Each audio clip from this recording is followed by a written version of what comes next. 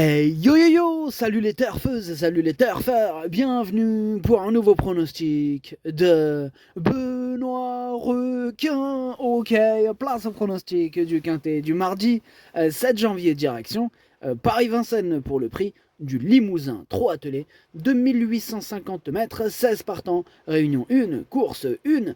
Il y a un rendement de distance de 25 mètres à partir du numéro 7 et l'indice de confiance c'est 3 sur 5.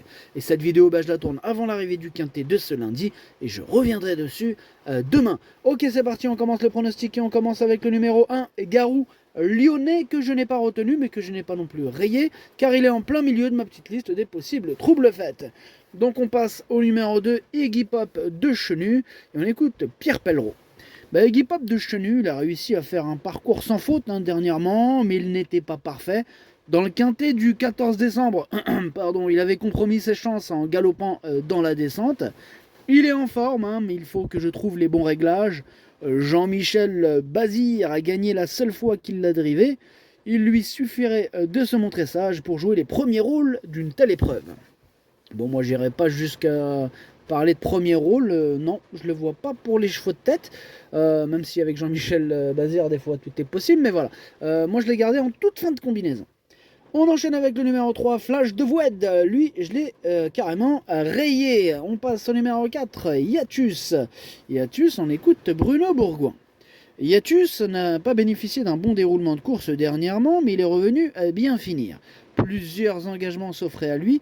J'ai opté pour celui-ci sans concurrent étranger et sans long déplacement. Il est placé à la limite du recul et malgré la présence de quelques bons chevaux au second poteau, je compte sur lui pour terminer dans le quintet. Ok, merci Bruno. En tout cas, moi, ce numéro 4, il me plaît bien. Lui, je l'ai gardé. Je l'ai mis exactement à la 6ème place de mon prono. On enchaîne avec le numéro 5, Indocile. Et on écoute Cédric Terry. Indocile reste sur une disqualification qui relève de ma responsabilité. Je suis resté dans le cheval devant moi.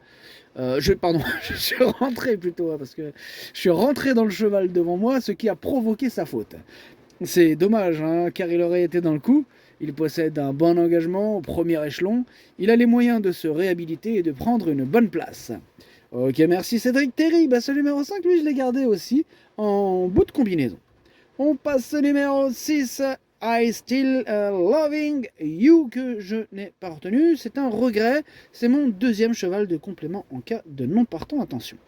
On passe au numéro 7, hashtag Chaman. Lui non plus, je ne l'ai pas retenu. Pour le coup, là, il est sur aucune liste. C'est ni un regret, ni sur une liste. Voilà, je ne l'ai pas retenu. On enchaîne avec le numéro 8, la Sinte d'Egypte. Le numéro 8, que j'ai retenu, qui me plaît beaucoup. Lui, on écoute Jonathan Van Merbeek. Hyacinthe Djip a eu un bon comportement en dernier lieu, il a affronté de bons concurrents étrangers. Réservé au seul français, l'engagement de mardi est nettement plus favorable, même s'il doit rendre 25 mètres. Benjamin Rochard étant suspendu et moi en vacances, nous avons fait appel à Eric Raffin. Là, il détient une bonne chance, il faudra battre Indy de Gire. Ah ouais, c'est une première chance. Mardi, il va en faire souffrir plus d'un sur sa route, ce numéro 8. Moi, je l'ai mis 3ème. On passe au numéro 9, Equeruelo, que je n'ai pas retenu, mais attention, c'est lui le chef et le capitaine de ma petite liste des possibles casseurs de tickets repérés.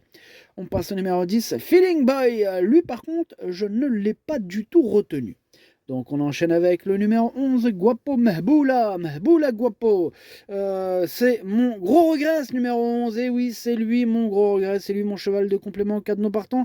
Attention, possible cassage en vue, c'est celui qui me fait le plus peur de ceux que j'ai pas pu retenir dans les 8. On passe au numéro 12, l'Alto d'Ertal, et on écoute Théo Duval d'Estaing. L'Alto d'Ertal terminé 4ème dernièrement, c'était bien. Il courait pour la première fois déféré des 4 et sera reconduit dans cette configuration.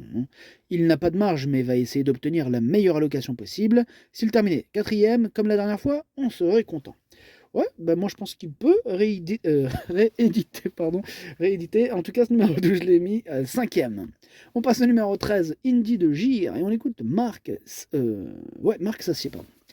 Indy de J reste sur une très bonne course. Il était battu par de très bons chevaux. Le chrono était top. Je n'étais pas du tout déçu de sa performance, hein. Je pense qu'il y a une classe d'écart entre les chevaux du premier et du deuxième échelon. Normalement, il doit pouvoir rentrer dans le quintet.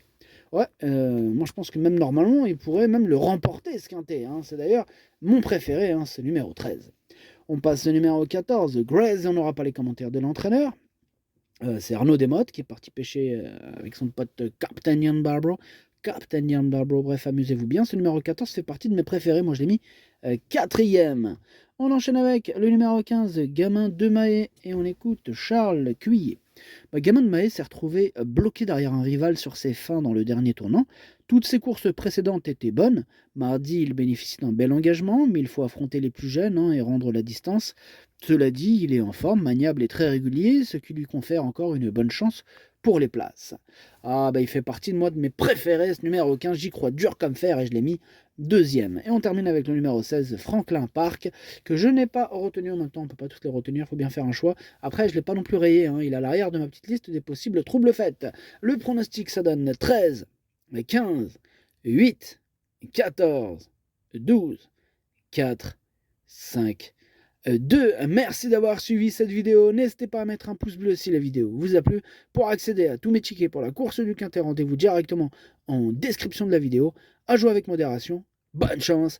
Chopez-le moi. Ciao.